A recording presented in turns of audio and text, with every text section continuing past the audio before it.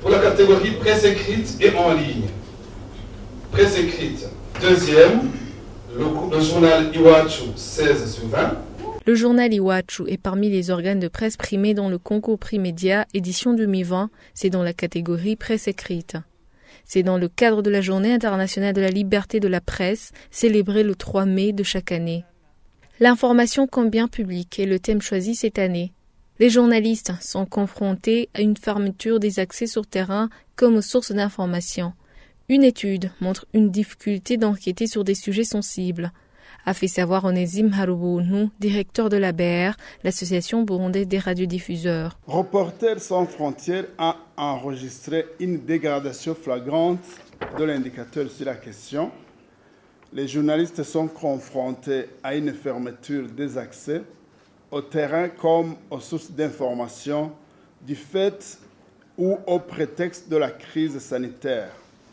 L'étude montre une difficulté croissante pour les journalistes d'enquêter et de faire des révélations sur des sujets sensibles, en particulier en Asie et au Moyen-Orient, ainsi qu'en Afrique et quelques pays d'Europe. Pour le chargé d'affaires à l'ambassade de France, le Burundi a fait des avancées dans la liberté de la presse selon le classement de RSF, malgré un contexte difficile. Même si les défis ne manquent pas dans ce domaine, les avancées notables au cours de ces derniers mois doivent être salués et encouragés.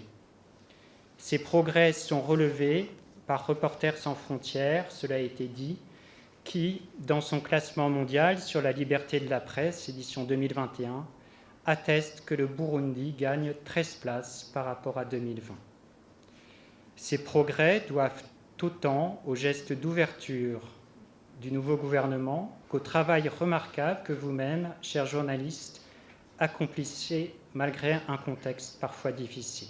L'UNESCO demande aux professionnels des médias de renouveler leur engagement pour garantir l'information comme bien public. À l'occasion de la Journée mondiale de la liberté de la presse, j'appelle chacun et chacune à renouveler son engagement en faveur du droit fondamental à la liberté d'expression, à défendre les professionnels des médias et à se joindre à nous pour garantir que l'information reste un bien public. D'après Marie-Chantal Nijimbere, ministre chargée des médias, la liberté de la presse est une réalité au Burundi vu le nombre d'organes de presse qui ne cesse d'augmenter.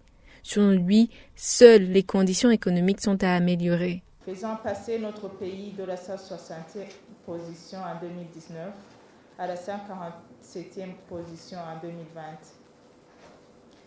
Même sans prendre la référence de ce classement des Reporters sans frontières qui depuis des années n'a cessé de placer le Burundi sur la liste des pays où la liberté de la presse est violée, la multiplication des médias au Burundi ces derniers temps prouve à suffisance que la liberté de la presse au Burundi est une réalité.